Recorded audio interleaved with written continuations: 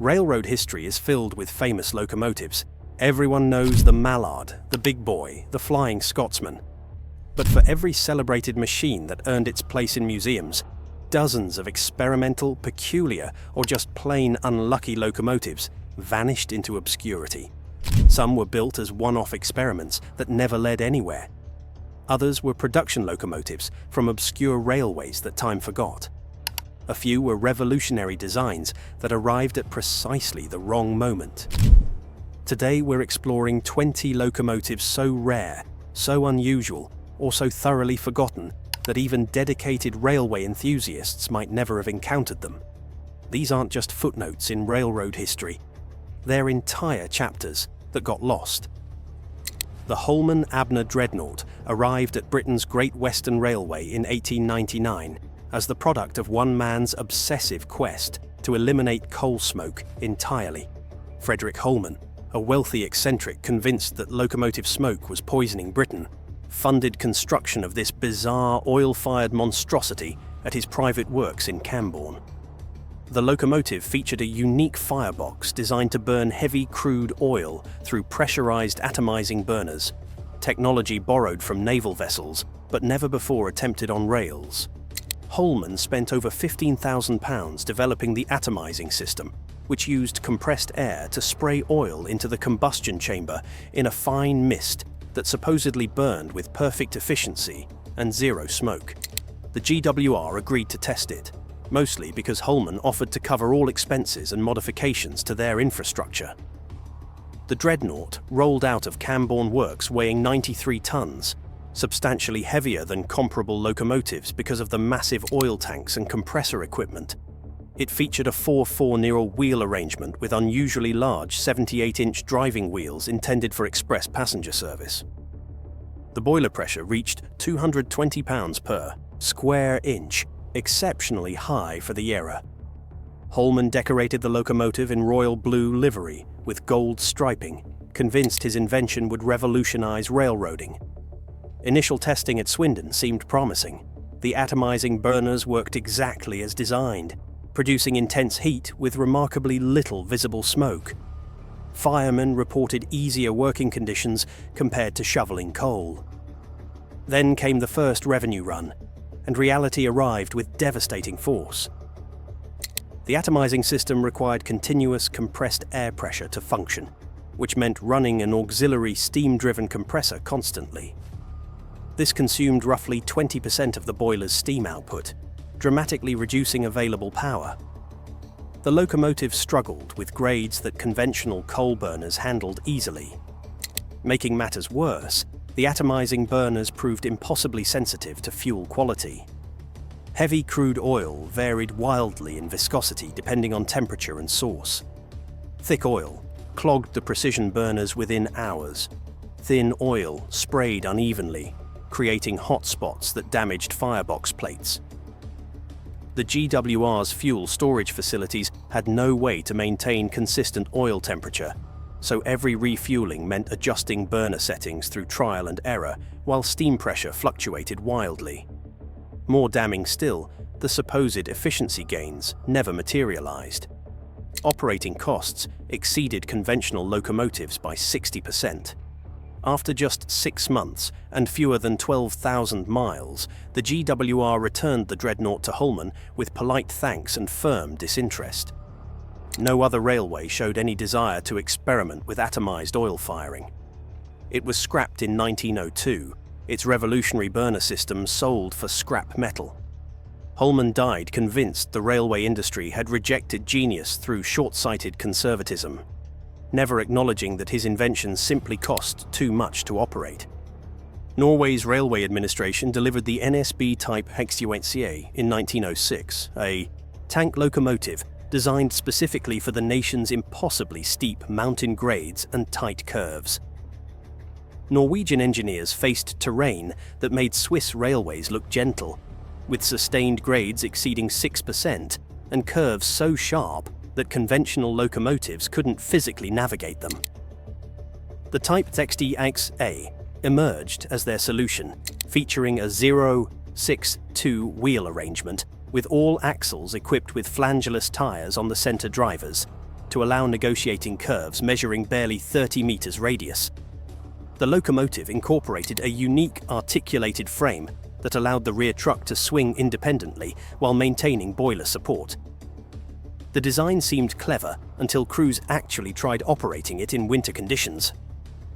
Norway's mountain railways faced snow depths exceeding 3 meters during winter months, and the Type XDXA's low-slung articulated frame acted like a snowplow that pushed accumulated snow directly into its own mechanism. The articulation joints, which needed to move freely for the locomotive to navigate curves, packed solid with ice within the first hour of operation. Crews discovered that the flangeless center drivers, while theoretically allowing tight curves, provided almost no lateral stability on snow-covered track. The locomotive would drift sideways on curves, grinding its frames against the outer rail while the flangeless drivers spun uselessly.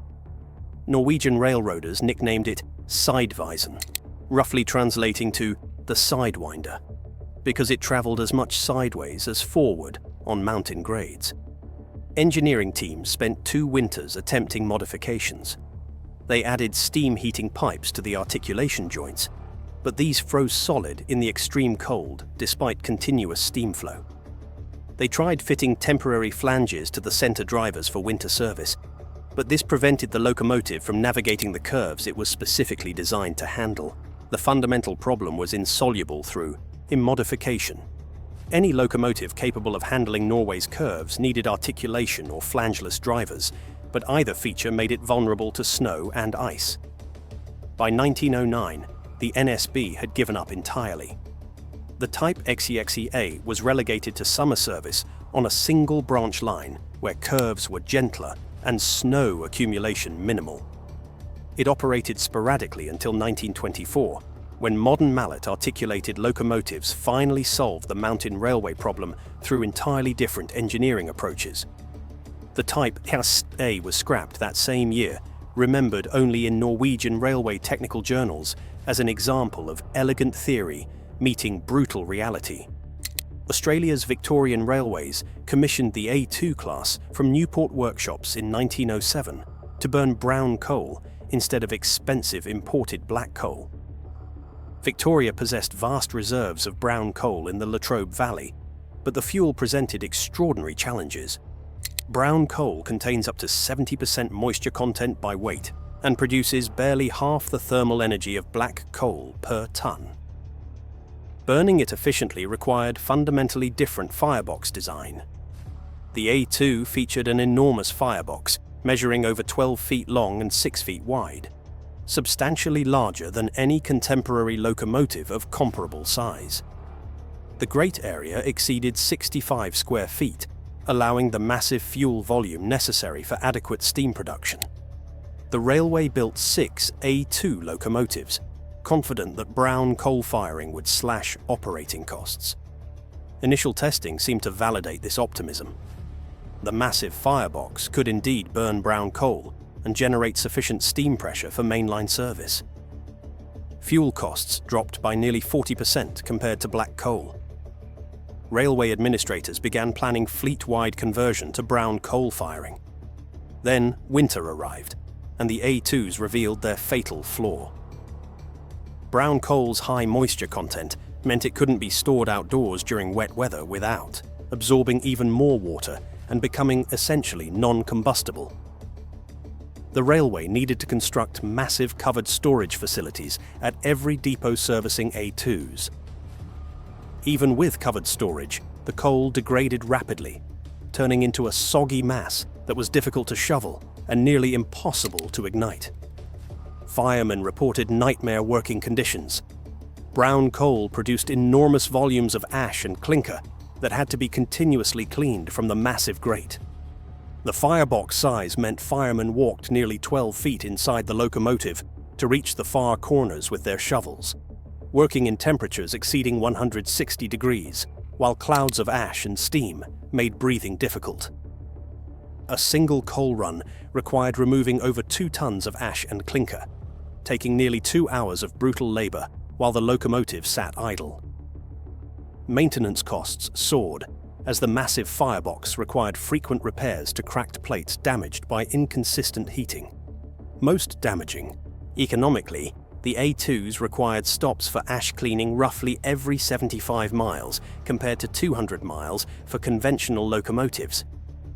This destroyed their utility for mainline service, where schedules demanded continuous running. By 1912, Victorian Railways had converted 5 of the 6 A2s back to black coal firing by installing smaller conventional fireboxes. The 6th remained in brown coal service on a single branch line near the Latrobe Valley coal fields, where storage facilities already existed. It operated in this limited capacity until 1926, when electrification eliminated steam entirely from that route. All 6 A2s were scrapped by 1930, their massive fireboxes cut up for scrap steel. The Victorian Railways never attempted brown coal firing in steam locomotives again, though decades later, diesel-electric power plants successfully burned brown coal using entirely different combustion technology. Across the Pacific, American railroad engineering was pursuing its own dead ends. The Chicago Great Western Railway introduced the F1 class in 1912, a locomotive so thoroughly conventional in most respects that its single experimental feature seems almost incidental. These 282 Mikado types were standard Baldwin products, except for one detail. They burned powdered coal instead of lumps. The railway's management had been seduced by promises from coal pulverizing equipment manufacturers who claimed their systems would increase combustion efficiency by 30%, while reducing firemen's physical labor to simply monitoring automated feeders. The CGW installed pulverizing mills at their major terminals and modified 6 F1s with special fireboxes equipped with pneumatic injectors that blew powdered coal into the combustion chamber. The theoretical advantages seemed compelling. Powdered coal suspended in air burns with greater completeness than lumps, extracting more energy from each ton. Automated injection meant consistent fuel flow, regardless of fireman's skill or fatigue. The pulverizing process removed rocks and debris that normally had to be separated manually. For the first month of testing, everything worked exactly as promised. The modified F1s developed higher steam pressure while consuming measurably less fuel. Railway management began planning fleet-wide conversion. Then the explosions began. Powdered coal suspended in air doesn't just burn efficiently. Under certain conditions, it detonates with shocking violence. Coal dust explosions had killed thousands of miners over decades, but the CGW's engineers somehow convinced themselves that locomotive fireboxes presented different conditions. They didn't. The fundamental problem was ignition timing and fuel-air mixture ratios. The automated injection system couldn't adjust quickly enough to changing steam demand. When the engineer reduced throttle, coal dust continued entering the firebox at the same rate, creating an increasingly rich mixture that accumulated in corners and crevices. Any spark would ignite this accumulated dust. But because the mixture was too rich to burn steadily, it would explode instead. Accumulated dust exploded simultaneously, and the firebox became a bomb. The first explosion blew the firebox door completely off its hinges, injuring the fireman with flying metal fragments and steam. Subsequent explosions damaged the structural integrity of modified fireboxes, causing boiler leaks and failures. After the third serious explosion in 4 months, the CGW suspended the pulverized coal experiment pending investigation. Engineers discovered that preventing explosions required precise control over fuel-air mixture ratios and injection timing far beyond the capability of mechanical systems available in 1912. Modern power plants successfully burn pulverized coal, but they use sophisticated computer-controlled injection systems with continuous monitoring and adjustment. Early 20th century mechanical governors couldn't respond fast enough to prevent dangerous accumulation. the CGW quietly converted all 6 modified F1s back to conventional coal firing within 18 months of the initial experiment. The CGW quietly converted all 6 modified F1s back to conventional coal firing within 18 months of the initial experiment. The pulverizing equipment was sold to a power station, where it worked perfectly in their controlled, stationary environment. The F1s themselves operated successfully for another 30 years, burning conventional lump coal, proving the base design was sound. Only the experimental feature failed, but it failed spectacularly enough that no other American railroad attempted pulverized coal firing in locomotives. Britain's Metropolitan Railway developed the K-Class in 1925 for heavy commuter trains through underground tunnels, while producing minimal smoke through condensing exhaust steam. The system routed exhaust through condensing coils cooled by water tanks, with steam condensing back to water while only clean air exited. The Metropolitan built 6 K-Class locomotives, each weighing over 94 tons. The IE condensing system worked perfectly during surface testing. Then the K-Class entered tunnel service. The condensing system eliminated visible steam and smoke, but couldn't eliminate heat. Every BTU of thermal energy from burning coal eventually becomes waste heat that must dissipate somewhere. In confined tunnels, it had nowhere to go. The K-Class turned underground tunnels into ovens, with temperatures regularly exceeding 110 degrees during summer. Passengers complained of unbearable heat. Crews suffered heat exhaustion regularly. Station platforms became unbearable as K-Class locomotives idled. Within 2 years, the Metropolitan began withdrawing them from tunnel service. By 1930, all 6 were withdrawn. 2 were sold to the East Kent Railway, where they operated without condensing equipment until 1947. The other 4 were scrapped immediately. France's SACM Class 242A, built for the Chemin de Fer de l'Est in 1932, took compound expansion to an extreme never attempted, before or since, featuring triple expansion with 10 separate cylinders. High-pressure cylinders fed intermediate pressure cylinders, which fed enormous low-pressure cylinders. This arrangement was supposed to extract every possible BTU from each pound of steam, achieving thermal efficiency approaching stationary engines. The Est Railway commissioned 1 prototype. What they got was a mechanical nightmare. Getting all 10 cylinders to work in harmony proved essentially impossible with 1930s mechanical valve gear. When one cylinder's timing drifted, the entire cascade fell out of synchronization. The intermediate cylinders wore out catastrophically fast because no standard packing materials were designed for their odd pressures. The steam plumbing required pipe runs measuring over 40 feet, and the locomotive hemorrhaged steam from dozens of minor leaks simultaneously. The Est tested the 242A for 3 years, during which it accumulated barely 32,000 miles and spent over 18 months under repair. In 1935, the Est quietly retired it and ordered conventional compound locomotives instead.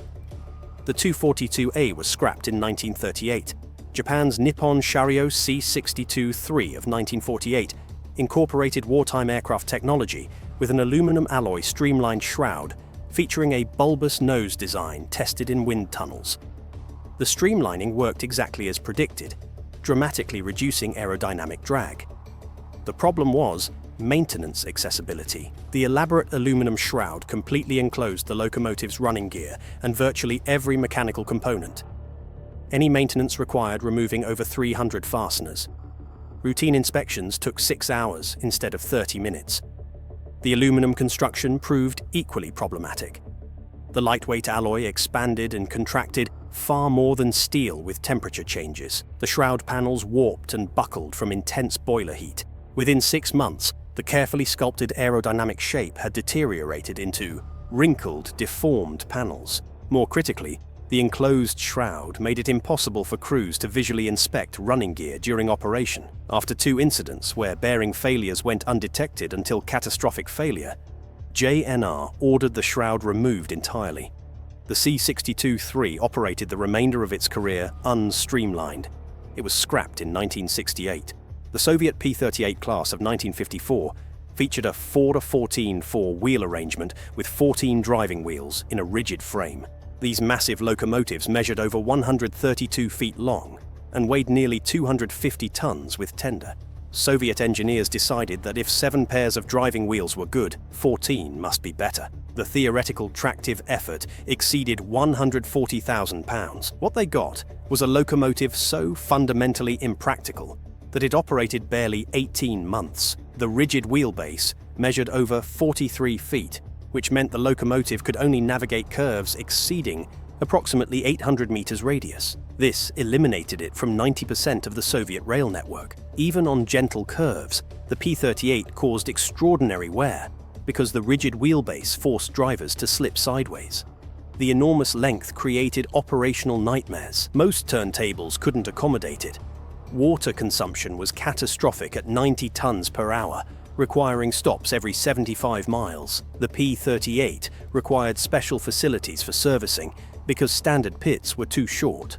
After 18 months, Soviet railways withdrew both prototypes. One was scrapped immediately. The other sat until 1960, when it too was scrapped. Italy's Franco-Crosti preheater locomotives of 1940 routed exhaust gases through elaborate heat exchangers mounted alongside the boiler, preheating feed water before it entered the boiler. The Ferrovie dello Stato modified several Class 741 locomotives with enormous cylindrical drums mounted parallel to the boiler and worked flawlessly in stationary testing, improving thermal efficiency measurably.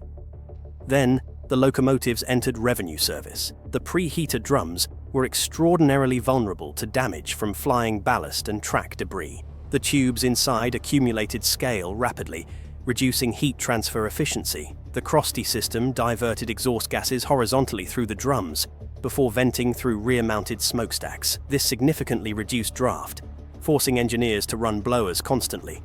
The blowers consumed steam that would otherwise drive pistons, cancelling efficiency gains. The drums also added 12 tons to the locomotive's weight. Italian crews nicknamed them the radiators. By 1949, the FS had converted most Crosti locomotives back to conventional configuration. Spain's Renfe Class 242F emerged in 1956, featuring a circular boiler cross-section specifically designed to optimize steam generation and stress distribution. The circular boiler offered genuine advantages in theoretical thermal efficiency, but theory crashed into manufacturing reality. Fabricating a circular boiler required specialized equipment unavailable at most Spanish workshops. Every component had to be custom-made, because standard rectangular parts couldn't adapt to circular geometry. Construction costs reached nearly triple those of conventional locomotives. Maintenance proved equally expensive. Finding leaks was extraordinarily difficult. Repairs required custom-fitted replacement plates taking months to fabricate. The mechanical stoker struggled with the circular firebox's odd dimensions. Coal piled in the center rather than distributing evenly, creating hotspots and cold zones. The 242F locomotives operated sporadically through the late 1950s, but spent far more time awaiting repairs than in service. Renfe calculated that maintenance costs exceeded conventional locomotives by over 200%, while fuel efficiency gains measured barely 8%. By 1964, all 4 had been withdrawn. They were scrapped by 1969. Germany's post-war DR, Class 2510 of 1960, emerged from Deutsche Reichsbahn's desperate need for new motive power, while Western embargoes limited access to modern materials. Polish locomotive works built these using whatever materials were available behind the Iron Curtain. The result was possibly the world's last steam locomotive, featuring wooden lagging over boiler insulation because aluminum and asbestos were reserved for military applications. The valve gear used bronze bushings instead of roller bearings. The tender used friction journals. Even smoke deflectors were fabricated from lower quality steel than specified. The wooden lagging caught fire repeatedly from flying sparks. Crews kept buckets of water on the tender specifically to extinguish lagging fires. Bronze bushings wore catastrophically fast, requiring replacement every 12,000 miles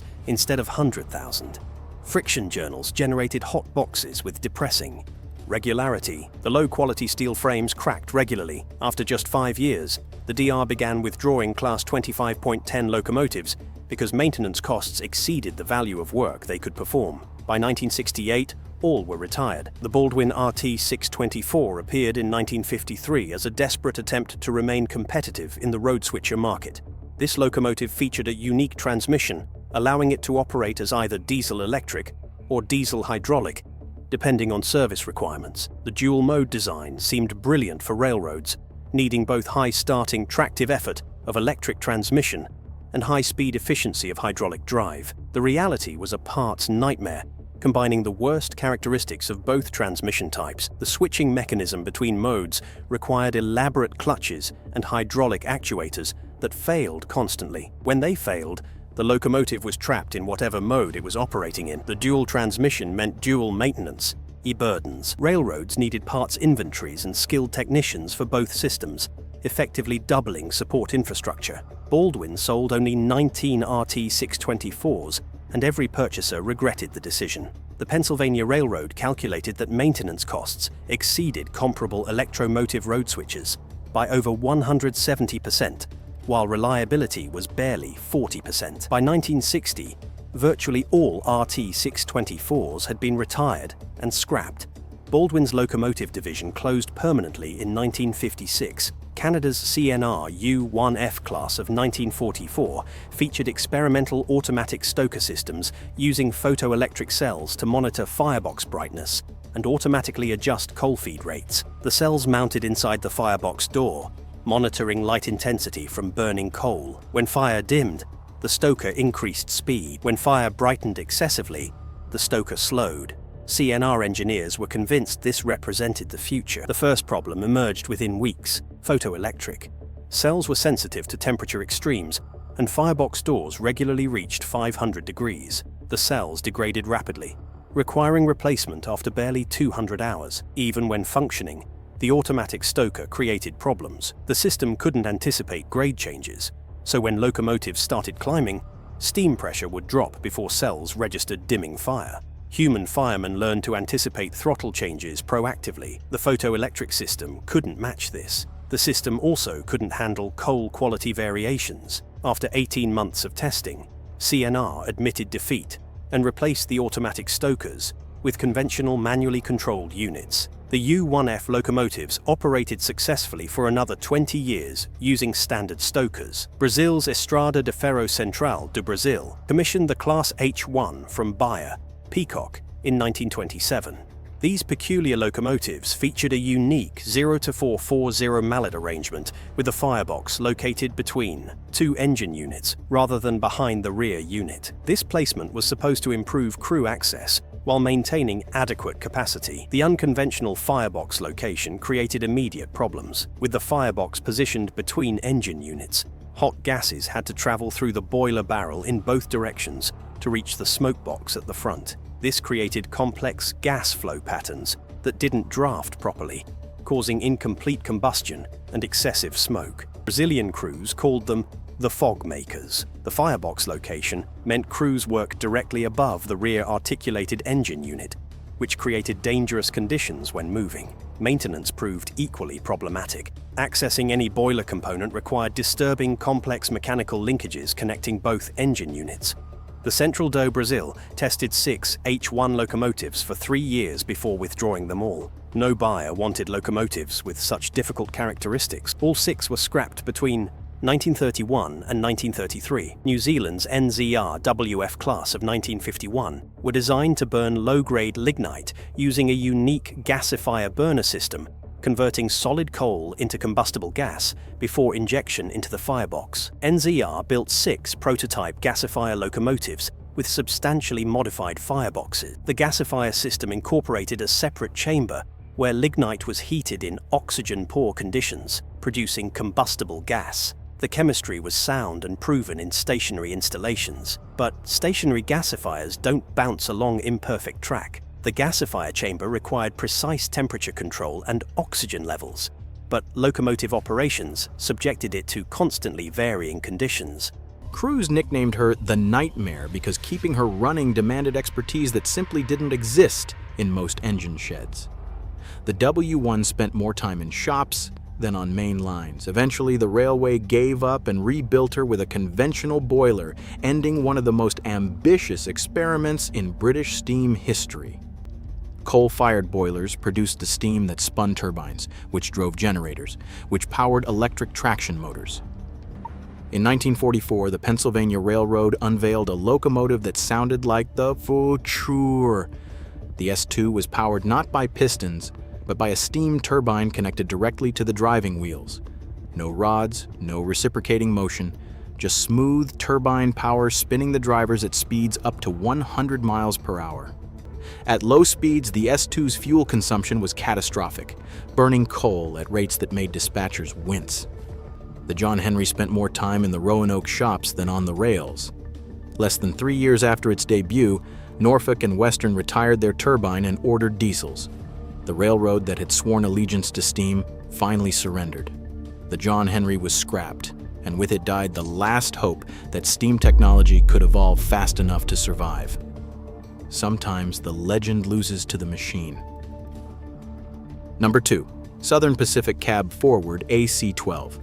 When Southern Pacific finally dieselized in the 1950s, the cab forwards were retired, designed the streamlined shroud that made the S1 look like it was moving at 100 miles per hour while standing still.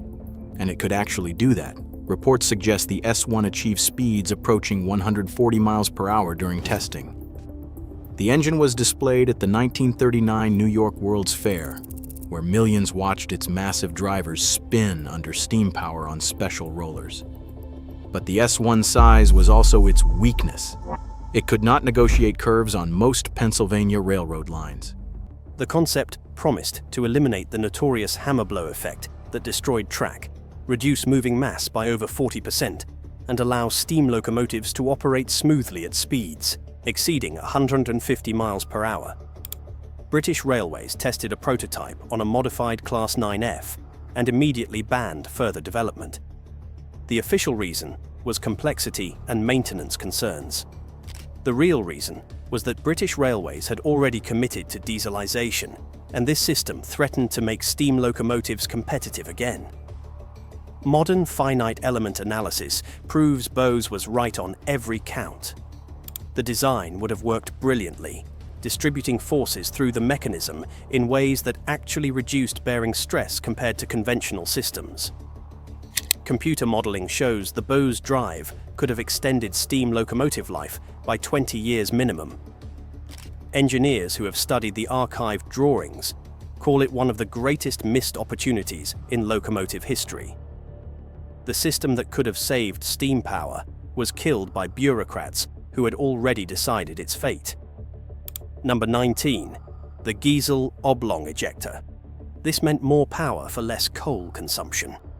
Multiple European railways installed Giesel ejectors experimentally in the early 60s, then quietly removed them when diesel manufacturers started complaining about unfair competition.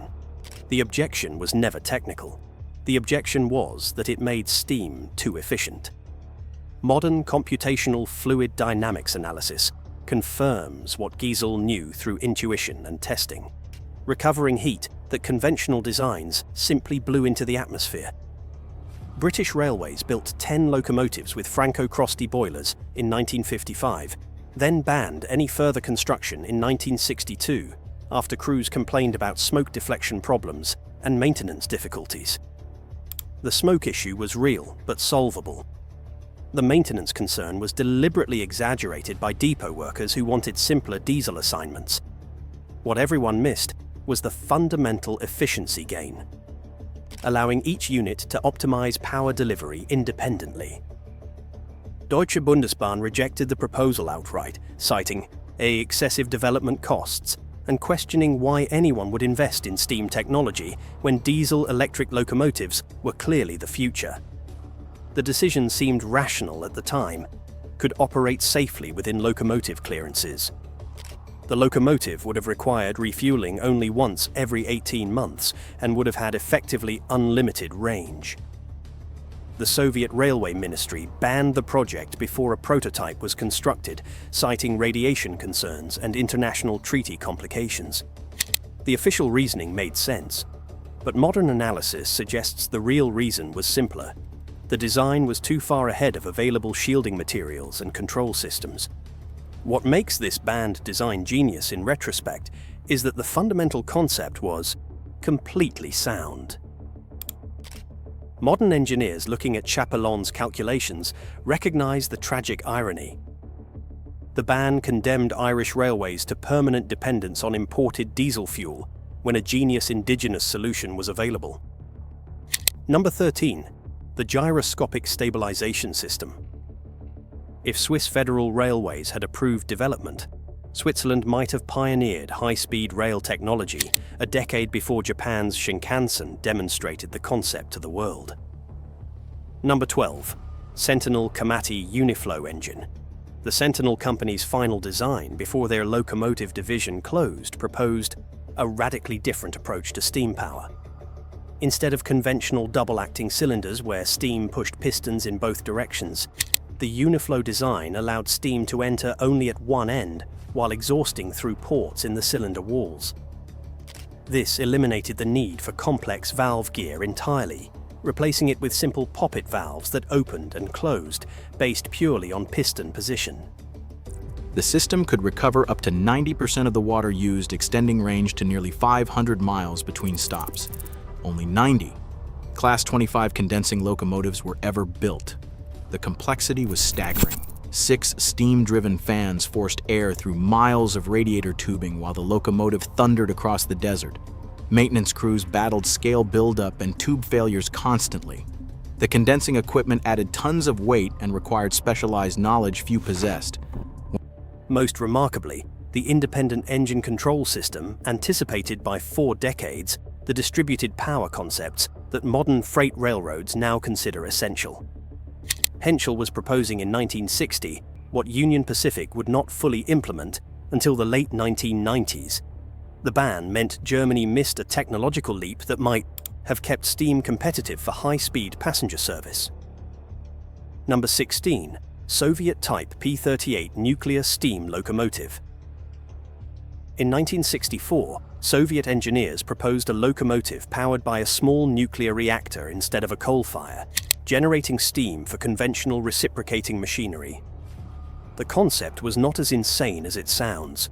Reactor technology had advanced to the point where a compact, heavily shielded unit.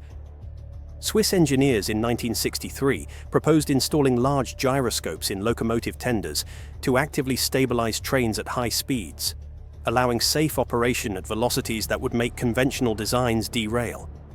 The system used servo-controlled gyroscopes spinning at 12,000 RPM to detect and counteract lateral oscillations before they could develop into dangerous hunting motion. Swiss Federal Railways rejected the design as unnecessarily complex and potentially dangerous if the gyroscope systems failed. The decision seemed prudent at the time. It now seems absurdly conservative. Modern high-speed trains use active suspension systems based on exactly this principle. The electronics differ, but the fundamental concept of using powered stabilization to counteract lateral motion is now considered essential for any train operating above 120 miles per hour. The Swiss gyroscopic system would have worked perfectly with 1960s technology. Failure modes that concerned regulators could have been managed through redundancy and fail-safe designs. Engineers now recognize this as a classic case of regulatory caution killing innovation. Current generation compact nuclear reactors prove that small-scale nuclear steam generation is not only possible but practical for mobile applications. The Navy has operated nuclear-powered vessels for 7 decades using essentially this exact concept. The only real barrier in 1964 was materials science, not physics. If the Soviet Union had pursued development for another decade, improvements in radiation shielding would have made the design viable. Engineers now recognize this as a missed opportunity to create a zero-emissions, ultra-long-range locomotive that would have revolutionized freight operations. Number 15. The Chaperon-Livio double compound system. André Chapelon's genius was legendary, but his final design before retirement pushed too far even for his admirers. The double compound system used 4 stages of expansion instead of the conventional 2, extracting maximum energy from steam through progressive re-expansion in increasingly larger cylinders. French National Railways tested a modified 241P with this arrangement in 1962 and documented a 23% improvement in thermal efficiency. They banned any further development anyway because the system was simply too complex. Crews could not understand it, maintenance personnel could not service it, and management could not justify the additional cost when diesels promised simplicity. The double compound system represented the absolute theoretical maximum efficiency achievable with reciprocating steam technology, and French railways abandoned it right when fuel costs were about to skyrocket in the 1970s. The design used direct turbine drive instead of reciprocating engines, promising higher efficiency and reduced maintenance. Chorus Iompere Ariane evaluated the proposal for 2 years, then banned any further development, officially because turbine technology was unproven for rail applications. The real reason was that turbine locomotives required specialized manufacturing capabilities that Ireland did not possess. Building the first unit would have required international partnerships that politicians found politically unpalatable. Modern gas turbine technology proves the concept was entirely viable. Contemporary turbine electric. Locomotives demonstrate that direct turbine drive offers significant advantages over reciprocating steam engines. The peat fuel system was equally sound, as current peat-burning power stations throughout Ireland confirm. Engineers now recognise that CIE abandoned a design that would have given Ireland fuel-independent rail transport using domestic resources. Computer simulations confirm that Chapelon's system would have delivered performance matching early diesel-electric locomotives while burning substantially less fuel. The complexity that seemed like a fatal flaw was actually manageable with proper training. Railroads chose immediate convenience over long-term efficiency and banned a system that might have changed transportation history. Number 14, the turf burner turbine system. Irish engineers in 1961 proposed a steam turbine locomotive burning compressed peat instead of coal or oil. Ireland had massive peat deposits, but no oil and minimal coal resources, making fuel independence strategically vital. Austrian engineer Adolf Giesel created what looked like a rectangular garbage chute instead of a traditional smokestack, and railroads hated it on sight. The design challenged over a century of aesthetic tradition with brutal functionality. But here's what they missed. The oblong ejector improved efficiency by up to 15% through superior gas flow dynamics. The elongated shape created multiple smaller exhaust streams instead of one large blast, optimizing draft while minimizing back pressure on the pistons. It now looks catastrophically short-sighted. Engineering analysis of the preserved drawings reveals a machine that would have been capable of sustained 130 mph operation while burning cheaper heavy fuel oil instead of coal. The articulated design distributed weight more evenly than conventional locomotives, reducing track wear substantially.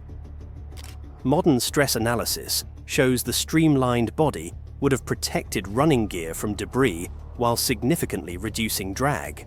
When locomotives worked hard, pulling heavy loads, the gasifier overheated and produced gas too rich in carbon monoxide. When idling, the gasifier cooled below optimal temperature and gas production declined dramatically. The lignite fuel's inconsistent moisture content meant feed rates that worked one hour failed the next.